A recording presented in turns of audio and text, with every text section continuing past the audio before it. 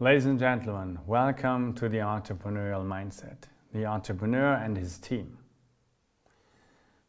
Why do people become an entrepreneur? Take the example of Mark Zuckerberg.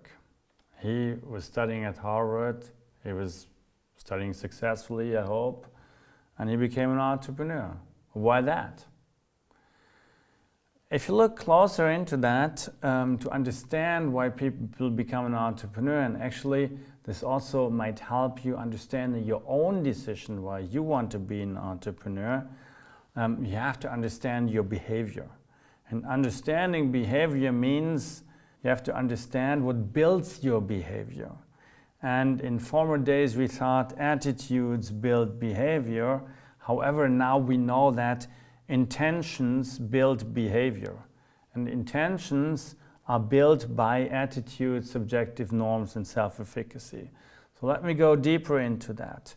If people want to be an entrepreneur, but if people do various things, this is what you can see as their behavior later on.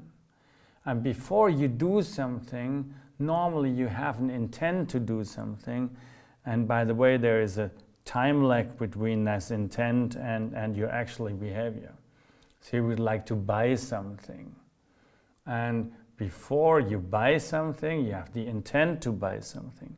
But why do you have the intent to buy something? Why do some people want to be an entrepreneur? First of all, it is because people have an attitude towards something. They think a certain product is cool and I have to have it. They think being an entrepreneur is a lot more fulfilling for my personal life than doing something else. I want to live a free life, I don't want to have a boss. This is a typical attitude you might have, and if you have that attitude, this will drive your intention to be an entrepreneur. Secondly, subjective norms. Subjective norms are yourself and the people around you. So what do the people around you think about entrepreneurship? So your parents, were they entrepreneurs and say entrepreneurship is the best thing which might happen, so they influence you positively? Or are your parents entrepreneurs and you saw them working every day and they never had free time for you and you think entrepreneurship is not a real good thing?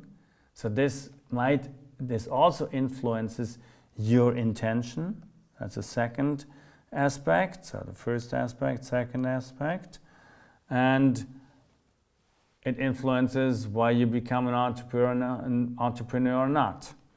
And the third aspect is so-called self-efficacy, and it basically describes what you've learned in the years before.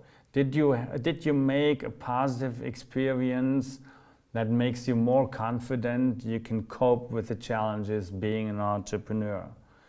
Take Michael Dell's example. He was selling newspaper subscriptions, and he was really successful selling newspaper subscriptions. So he thought, I'm able to sell something. That made him more confident to be an entrepreneur than it might have been with other people. So what about yourself? Was there some experience, and we call it mastery experience, in your past, which tells you I'm able to run a business? Or was there maybe an experience which takes you away from doing that? These are all things you can ask yourself. What are your personal attitudes towards entrepreneurship? How they are influenced? Secondly, what do the people around think about entrepreneurship? How much do they influence yourself? Family and friends, for example. And the third, what are your experience from the past? And maybe if you're not sure about building your own business, you might collect experience. And this is also a way.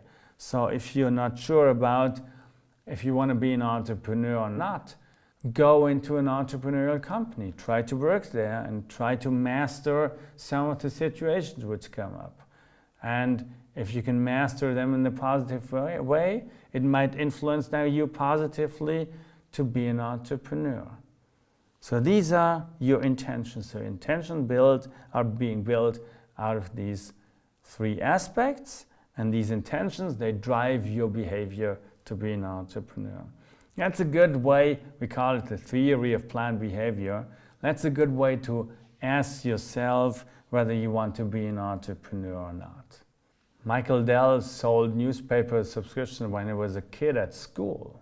So in these early days, he was acting quite entrepreneurially. So let's look at the theory of planned behavior and Mark Zuckerberg. And these are only things we got from the news, and so they might be totally wrong, but if you look at the attitude, subjective norm, and self-efficacy, probably Mark Zuckerberg had a desire to start a venture and some degree of commitment. So he had a positive attitude towards entrepreneurship.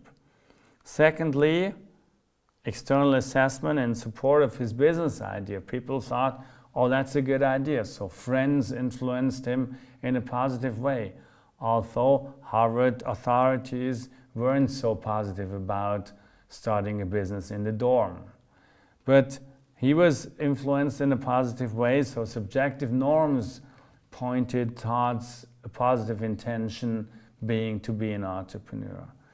And self-efficacy, well, he was studying at Harvard University, so he probably had a degree of confidence in performing the necessary tasks.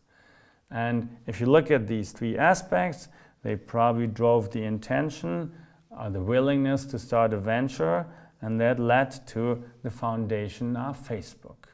And this is again how you can also ask yourself whether you want to be an entrepreneur or not, and this will lead you further into starting a business and building your team.